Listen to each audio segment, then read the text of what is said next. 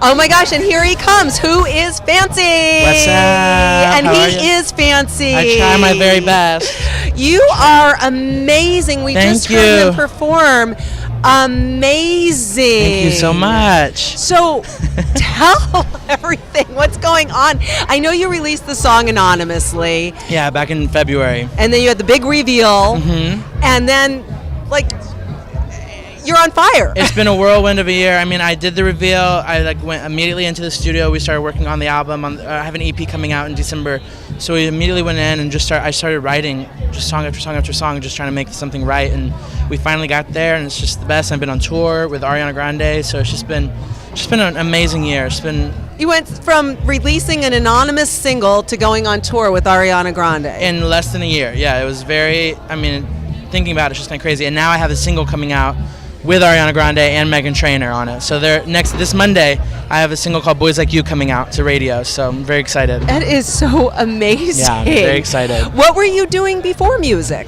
You know what? I lived in Nashville for like 8 years, and I was there writing music. I've always been involved in music somehow. I mean, I worked at Forever 21. I worked at a coffee shop. I mean, I've done everything just trying to like survive. And then finally I got my break with Big Machines. So they signed me as a writer, and my whole journey started there. So that is wild. Phenomenal. Yeah. And you've got a lot of things coming up. Do you have any advice for people that are trying to get into the business? You know, I get asked that a lot. Like, what can I do?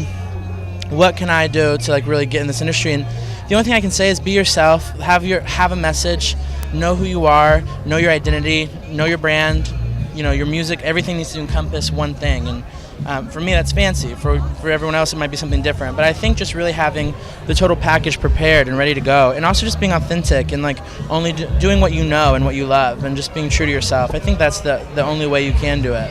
Growing up, who were your inspirations in music? I mean, I loved anyone with a big voice, which is something that I grew up in church music, so it was like, you know, I had all this like, you know, Christian influence in my music. And then when I first started like really listening to secular music, you know, of course the Whitney Houstons and Beyonce was always a big one in my house with Destiny's Child, and then her solo thing. I was obsessed. But anyone with a big voice. I remember that first Christina Aguilera record, and I died over it. But Beyonce's always been like my queen. So she's queen. like, yeah. And where do you see yourself in the next 10 years? Oh my God, listen, this past year's been so crazy. If someone would have asked me where I'd be in a year last year, I don't even think I'd be saying this. So, I mean, I'm hoping sky's the limit, and like I'll be doing my own world tours and selling out stadiums and doing the thing in 10 years. I hope that's my life. So. I have no doubt. Thank you so much. Thank you so much for joining us in the Z Stream Lounge. Of course.